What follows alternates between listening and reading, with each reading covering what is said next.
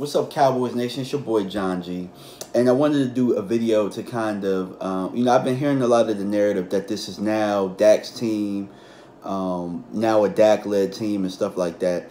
And so, and then I've been reading comments and stuff where people have been saying, well, Dak sucks, Dak's this, Dak's that, Dak's great.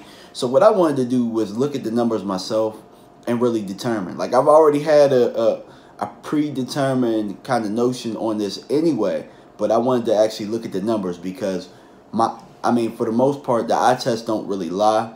So what I wanted to do was, because in my opinion, I think the Cowboys are Zeke's team.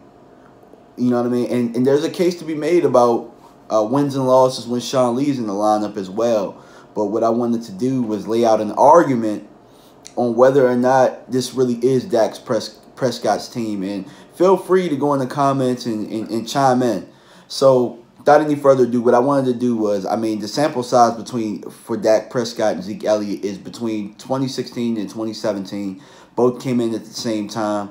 So now I did not add Zeke's stats to this. This is just strictly Dak with Zeke and without Zeke. Because what I wanted to do was to see whether or not Zeke's impact being in the lineup had anything to do with Dak's production and wins and losses as well. So I'm going to read off some stats to you guys. So in 2016, without Zeke, now it was only one game. It was the Philadelphia game, and you could take it with a grain of salt. But I do know that the offense with Dak in there, without Zeke, looked pretty rough for those couple of drives that he was in. He was 4 for 8 for 37 yards. QBR 44.5. Rating was 63. Yards per attempt was 4.63. And he had one rush for 9 yards. So you can take it with a grain of salt. But I don't, because I do know that there was a big drop-off in the first-team offense without Zeke in that game. So with Zeke, that obviously we were 0-1. Without Zeke that year, but I don't necessarily count that the win and loss, but I do count the production of what Dak did. But with Zeke, our record was 13-3. Dak had 331 completions with 489 attempts, so he had a 67.7 completion percentage, 8.04 yards per attempt. He threw for 39, 32 that year. This is counting the Green Bay playoff game as well.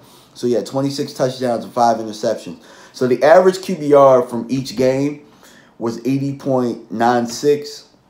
And his average QB rating was 107.4. So those are great stats. You know what I mean? Great stats. He rushed 58 times for 286 yards, which is a 4.93 average. And he had 6 touchdowns. That's 2016. So really solid numbers with Zeke. So let's go to 2017, which really told more of the story, in my opinion. Now, a lot of guys are going to say, well, Tyron Smith was out, this and that. But keep in mind, in 2016, I didn't notice until my boy Elton brought this up to me. But Tyron Smith missed some of those games as well. So, how much are we going to really hold and stake at that? Now, yeah, I do believe we needed to improve at left guard, but I'm just trying to keep things as even as possible. So with Zeke in 2017, Dak's stats were 180 completions out of 290 attempts, 1,929 yards. He had a 62% completion percentage, and average yards per attempt was 6.65, which is actually down from the year prior. He had 17 touchdowns and 6 interceptions. So his average QBR was 67.95. His average QB rating was 95.92, down from the 107.4. His attempts rushing were 32. He had 232 yards, 7.25 yards per attempt, and 4 touchdowns. Okay, so that was in the 10 games without Zeke. With Zeke. So in the 6 games without him, we were 3-3. With Zeke, we were 6-4, if I didn't say that already. But without Zeke, we were 3-3. Now, we didn't have Sean Lee and Tyron and Zeke, so I'll give you that, But Sean Lee has nothing to do with the offensive production. Unless he's scoring touchdowns now. But Completions, 128 out of 200 for 1,395 yards. He had a 64% completion percentage, which is 2% up from what it was with Zeke. 6.9 average per attempt, which is a little bit up from when he had Zeke. But he had 5 touchdowns and 7 interceptions. Let that sink in. 5 touchdowns and 7 interceptions. Average QBR was 45.8, down about 22 in 2017 without Zeke. And his average rating was down from 95.92 with Zeke to 77.18. His attempts rushing was 25, and he got 125 yards. So he averaged 5 an attempt and 2 touchdowns. So I say all that to say this. There's a huge drop-off without Zeke. And I did the whole stats between 2016 and 2017 total combined with Zeke and without Zeke. So stats total with Zeke, we were 19-7. He had a 65.6% completion percentage. This is with Zeke. He threw for 5,800 yards, 43 touchdowns, 11 interceptions.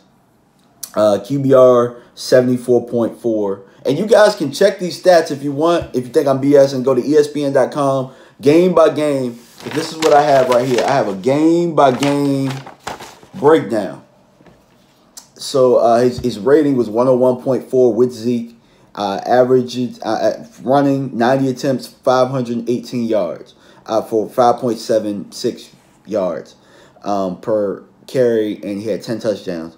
So without Zeke, which is 7 games. Now you can give or take that Philly game.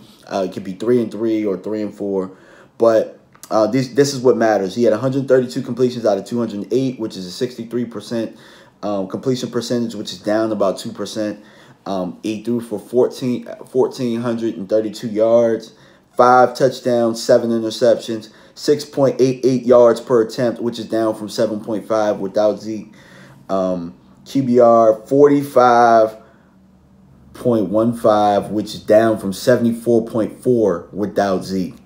Rating 70.09, which is down from 101.4 without Zeke.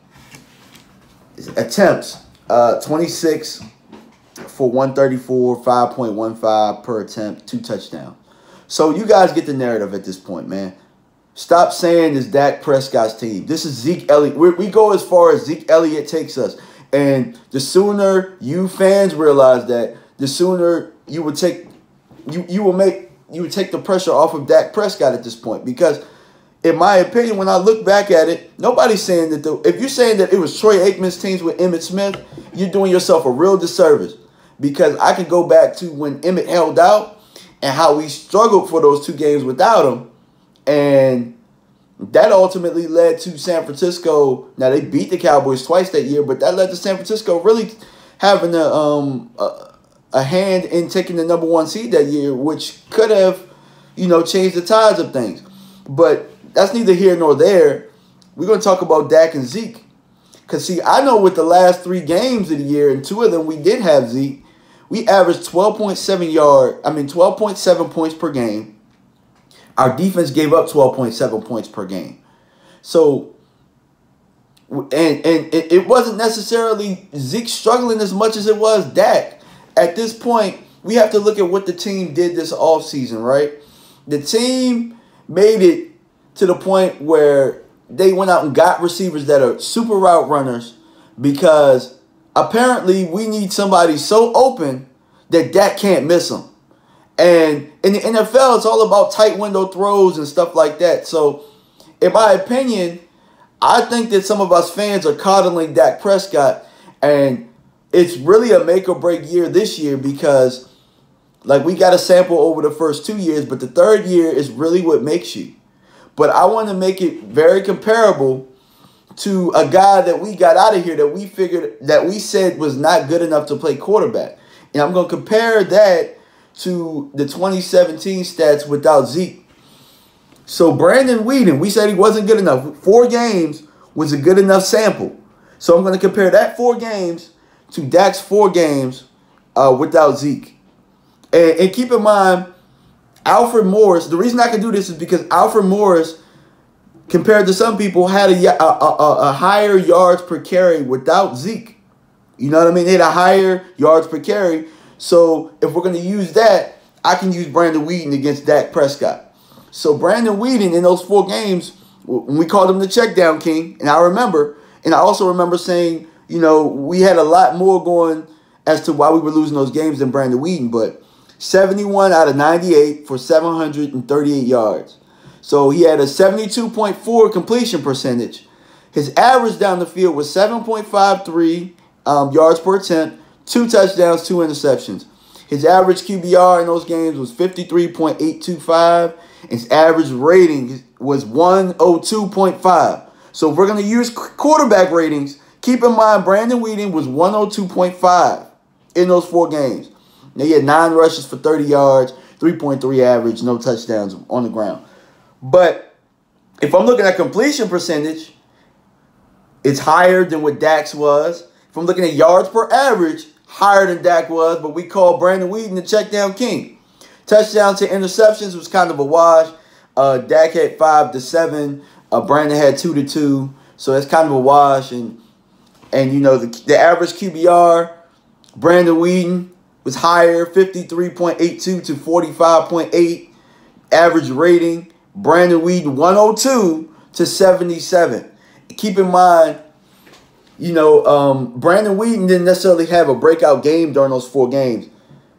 But Dak did have a breakout against the Giants for 332 yards. He had probably the game of his life. That's probably the best game that I've seen.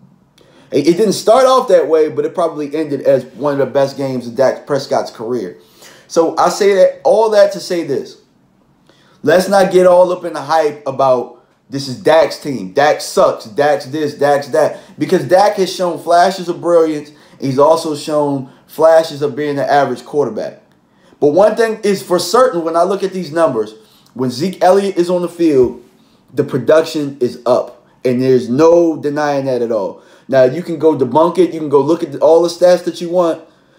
Please go do it because, you know, this took a lot of work. But this is Zeke Elliott's team. This is Sean Lee's team. And the sooner we realize that, the sooner we make it much easier on Dak Prescott, in my opinion. But thank you guys for tuning in. Let's start a discussion.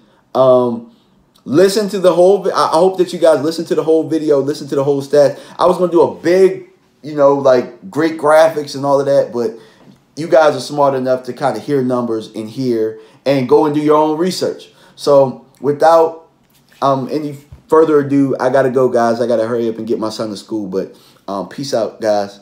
Oh, and I just want to let you guys know that things have been a little tough, so if you've been seeing, like, not so much videos from me lately, guys, I got 2 kids, man. Life is just going crazy. Son's playing baseball and all of that stuff, so a lot of my time's running short. So when I do post stuff, I'm posting well thought out, logical arguments or positions or film study and stuff like that. But I appreciate you guys for tuning in.